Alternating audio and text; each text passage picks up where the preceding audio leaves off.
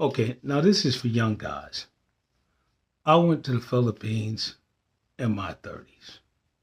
I went to the Philippines in my 30s, and it was fabulous. It was fabulous. I remember I was in Iligan City and I was going from Iligan back to Cebu, and 18 women followed me to the boat, all promising devotion, marriage, love. I wasn't into physical contact in those days, so, you know, I literally did not want to leave a child behind in those conditions. So I just could not really, in good conscience, see having a sexual relationship with a woman in the Philippines. But I was flattered that 18 girls walked me to the boat and all promised their undying love. Well, I was years and years and years and years away from having any stable income. And I did leave the Philippines, make money, and return. So I did do that. Okay. I did leave Brazil, go to the United States, make money, return to Brazil.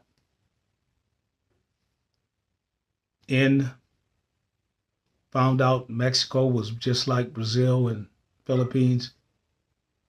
Travel back and forth, making money in the United States. Go to Mexico.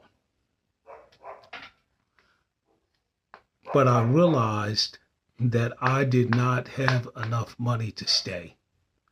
And there weren't any like digital traveling jobs or digital content creation like we have now. Wow, look, I'm in the Philippines. Oh, I'm in Brazil. I'm in Mexico. And I'm slapping it. I'm rapping it. Ooh, look at me. There was none of that.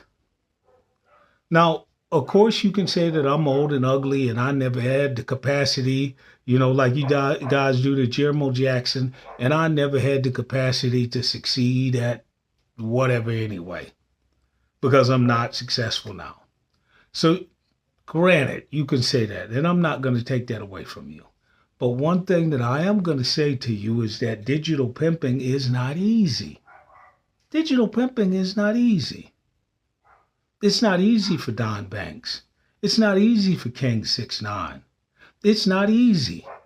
Look at what happened to Austin Hollerman. You guys told Austin Hollerman that he was hanging out with one woman too long and he needed to change it up.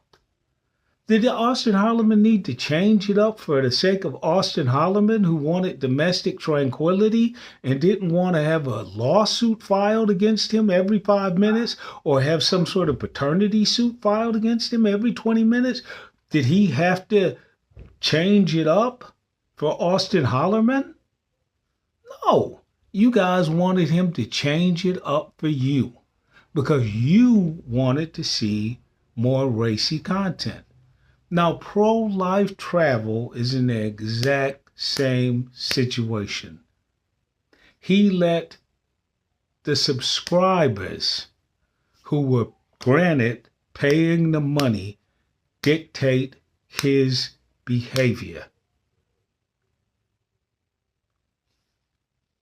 Floyd Wallace Jr. let the subscribers dictate his behavior. Jeffrey Epstein, who was independently wealthy,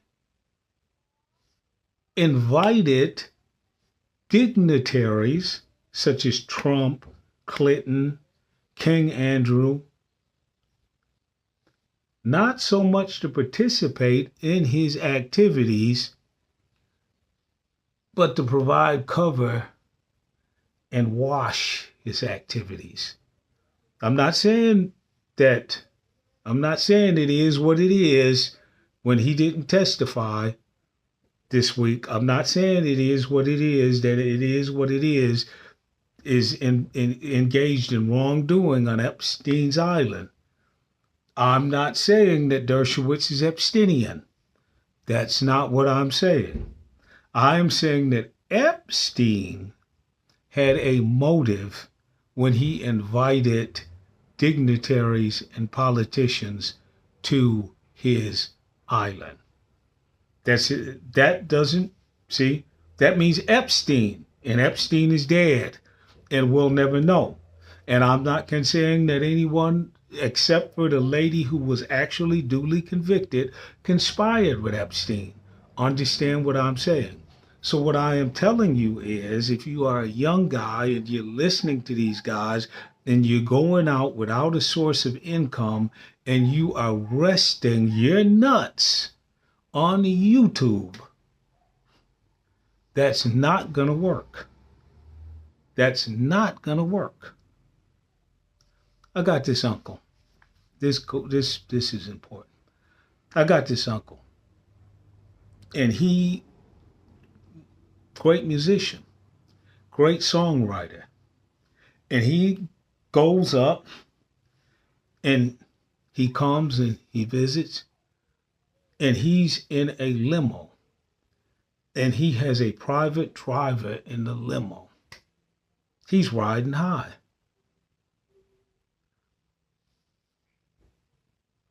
One of the most successful songwriters in history. Well, my uncle got old and his music got dated. My uncle got old and his music got dated.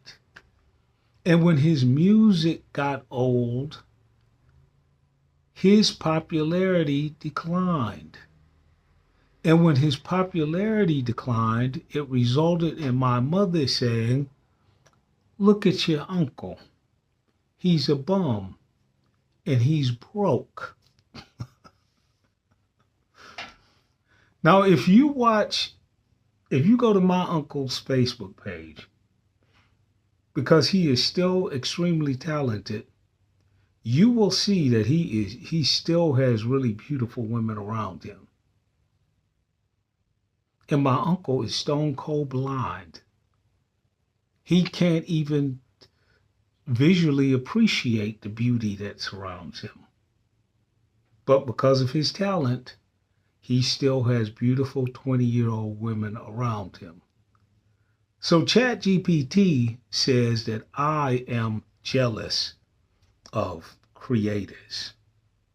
And so that's why I'm issuing this warning. That's my obsession. But it's not. Here's another story, and I'm going to let it go. And I told this story before. I'm on top of this scaffold. Wind blowing. And all of a sudden, this guy who is upset with me about a woman, the boss puts me with this woman, and he makes me work with this woman all day long for weeks and weeks and weeks and weeks. But she's the only woman on the job, a construction job. But I'm stuck with this woman.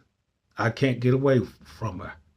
And the boss is going to fire my ass if I say anything bad about the woman, or if I say I don't want to work with the woman, which he knew I did not want to work with her, because I specifically took the job because I did not want to work with women. Okay. Well, he knew that. He read the personnel file. So he slapped me with this woman. Well, this guy under scaffold, he, for some reason, he was a little tough guy. So he ran around, and let me show you. He ran around all day long, and he was like this all day long, clenched up, and he had everything was rolled up like that. And this was all day long. And he came up to about here on me, and maybe he weighed about 160, 170, 180 pounds. And he made it perfectly clear. And he was sneaking and talking to this woman because occasionally he had to work with the woman. So he was sneaking and talking to her. And she was telling me everything that he was saying. He wanted to be with her. I didn't want to be with her. Not because there was anything wrong with her, but because every weekend I was in Mexico and I had things that I was doing in Mexico, and I plain and simply was just in the United States to make money to get to Mexico. And plus, I had an American girlfriend who was a former stripper. She was old, but she was a former stripper and was still looking like a stripper. And so I just call her and say, I'm not going to be able to make it to Mexico this weekend.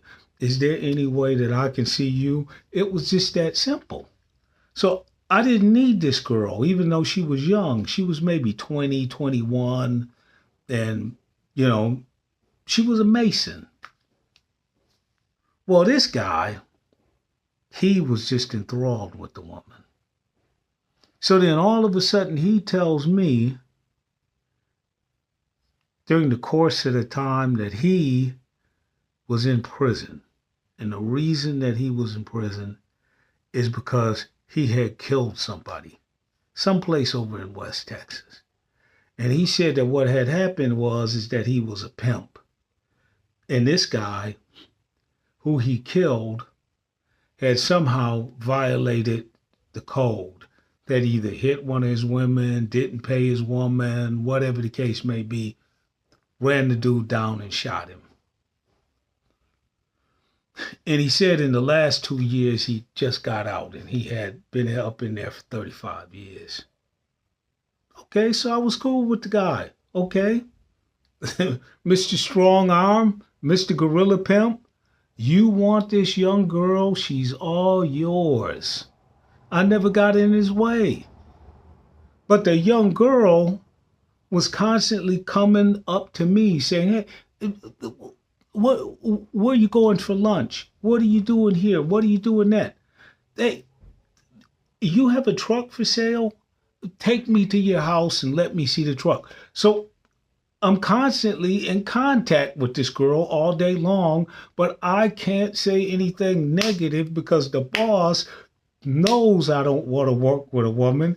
And what this boss would do is anytime there was someone that no one else wanted to work with for good reasons, he would put the person with me and say, hey, you get along with that person until this job is finished because I need every man that I get, and you have a reputation of getting along with people, so you're going to keep that person on this job and you're going to keep them fairly productive, and that's the way it is. And if you can't do that, when that person walks, you're walking too.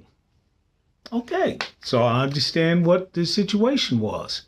I didn't have enough money to go back to Brazil. I didn't have enough money to get back to the Philippines. I didn't have enough money to get to Mexico. So I had to do whatever it took to get money. And that means not bank robbery. That means work. That's what that meant. That meant work. Not being clever, not being slick, not jumping on YouTube, because there was no real YouTube paying any money at that time. It meant work. So I had to work my ass off. And he would put me with someone that would not work more than 10 minutes per hour. And then he'd come over there and he'd say, hey, look, this is a job for 2 people. I don't see 2 people's worth of work being done here. So finally I told him, I said, look, I understand what you're trying to say here. And I said, I don't give a damn whether the person works or not. They can lean up against the wall all day long. They can go sleep in their car. They can do whatever the hell they want. But when you come back over here and you look, there will be two people's worth of work done because I need money to get to Mexico to some women this weekend. And I cannot have my income cut. So this guy who was the boss spoke Spanish. He knew that I spoke Spanish and Portuguese, and he knew that culturally we had a connection. And I just could not just say, hey, hell no, man, I'm not going to do that. Well, let's get back to the pimp now that we don't put all of this together. So one day we're up on this scaffold, wind blowing. And all of a sudden, I say to the pimp, because he's trying to say some really stupid stuff. And there's no woman around. It's just me, the pimp, and some Mexicans up on this scaffold. And so I say to the pimp, as politely as I possibly can, and I know he got an axe to grind against me because of this woman, and he wants to literally take my head off. But now I'm standing in a doorway in the building on high ground. The pimp, who's only about 5'6", about 3 or 4 inches shorter than me, about 20 pounds less than me, he's standing down on low ground. And so I say something like, hey, ¿por qué ustedes está en la ilusión que este uno lengua pendejo sabe cualquiera? Él no sabe nada. So I say this. All of a sudden, the pimp jumps up. What the fuck did you say, motherfucker? I said, hold on, wait, man. What the fuck you say, motherfucker? I said, hold on, wait. Tell me what I said. Tell me exactly what I said. Don't get mad now. Tell me what I said. If you understood what I said, tell me what I said. He said, you called me a pendejo. I said, look, you want to fight or whatever. That's perfectly okay with me. But what you've got to understand is that no man should fight without reason. So you have to outline your reasons. And if your reasons are good enough, there's not even need to fight because I will bow down and apologize. So are you sure that you understood what I said? He said, yeah, I understand what you said. I was in prison for 35 years. I know what a pendejo is. And I told him, I said, mira, amigo. I said, todo este hombres aquí habla español. Sí, hablan español. Y garantizada, cualquier hombre que está en este scaffold no sabe que es un pendejo. And then I tell him that same thing in English. And he tells me, God damn it, these is Mexicans. Certainly they understand what a pendejo is. Go up to basically the head Mexican up on the scaffold. And I say, hey, don't worry about me. Don't worry about me. You don't have to sugarcoat your answer. I can fight my own battles. Me and this guy got to fight. We got to fight, and that's okay. We got to die. That's okay. Tell me, what is a pendejo? He starts saying some whole stuff. Well, it's like a cabron. Okay, what is a cabron? Well, it's like a bastard. Well, what is a bastard? Well, it's so it's circular. He doesn't know. So finally, I tell him in Spanish, un pendejo no es un palabra de español. Este es porque tú no sabes qué es esta palabra. Es un verbo en latín. Y cuando Galileo estaba en la iglesia y él estaba y la chandelier estaba andando como él, él tiene las medidas de las pendejas como esto y como la pulsera. Este es la cosa de la pendejo.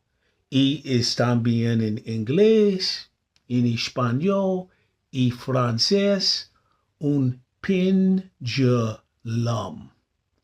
To swing. Y los sacerdotes, cuando ellos estaban primero en Nueva España, grita contra los niños, ustedes están puro vergas, no vale nada, son pendejos. They were talking about, in the same way that, that you hear this word way. So this guy, he was all embroiled over this woman. And I said this in another YouTube video, and it turns out that I knew all about the woman. And it turns out that the woman was a lesbian. So it wasn't that what he thought. He thought she was interested in me, and I was somehow trying to chisel him out. And he thought that because of his pimping skills, that I didn't know what I was doing. And so I'm going back. Digital pimping is not easy. It's not easy. So you don't have the money to stay in Brazil because you don't have a job, and you jump on YouTube and you say, hey, you e-beg all day long. Send me money, send me money, send me money. Sooner or later, that's going to run out. You can say all you want to that you're going to build a brand. Now, I got another cousin, second cousin. And he started out digitally. Now he's a well-paid actor. So how did he go from being something that was a digital personality into a well-paid actor? Because everyone in the family made it perfectly clear to him that digital pimping ain't easy. And it was better that he become an established actor rather than a digital pimp. Okay. Self-production is great until it doesn't work anymore. Then you have to have cachet and a real team behind you. And you just can't simulate that with a camera and your buddy on the go. You can do it for 1 year, 2 years, 3 years, 4 years, 5 years, maybe even 6 years. But if you're planning on being 70 years old, sitting on the beach in Brazil, talking about that you got big booty chicas,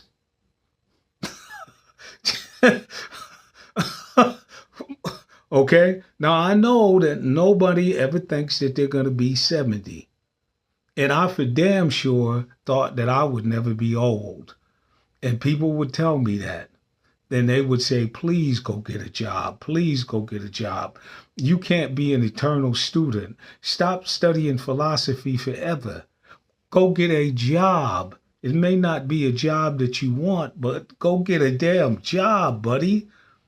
Somehow you have got to wipe your own ass and stop having people wipe your ass for you. I got a brother, and he's a year younger than me, and I got to tell you, he hasn't worked much in his whole entire life.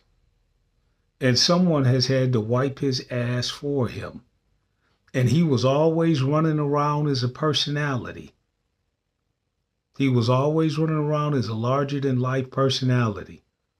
But he's had to shift his gig.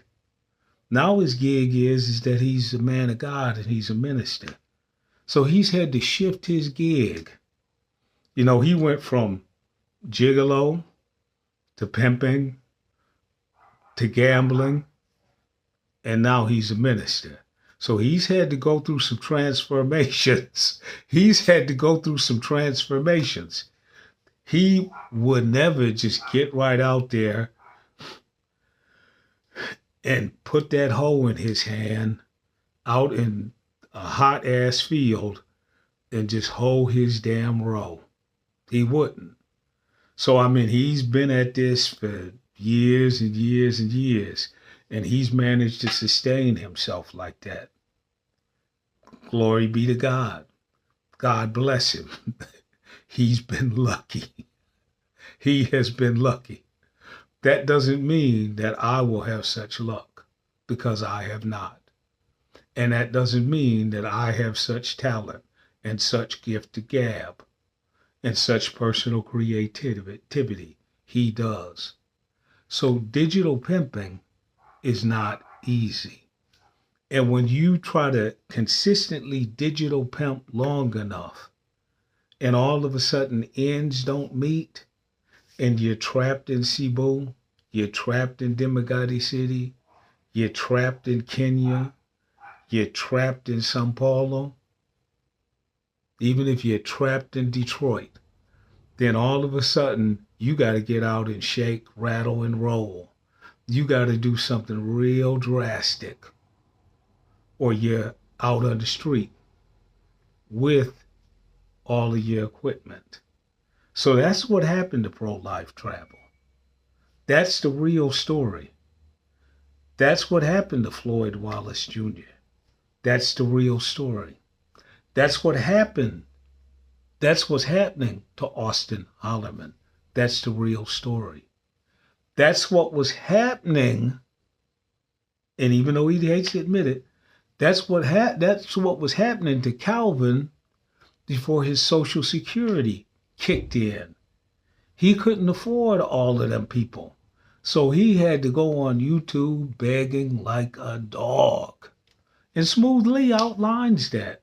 He says, you got all of these people over here, Calvin, you're on there begging like a dog. So every time there was a gunshot, bam, Calvin was out there ambulance chasing.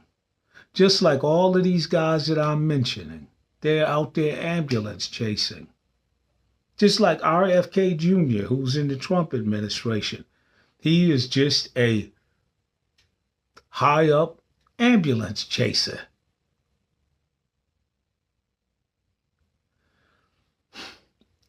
Digital pimping, it ain't easy.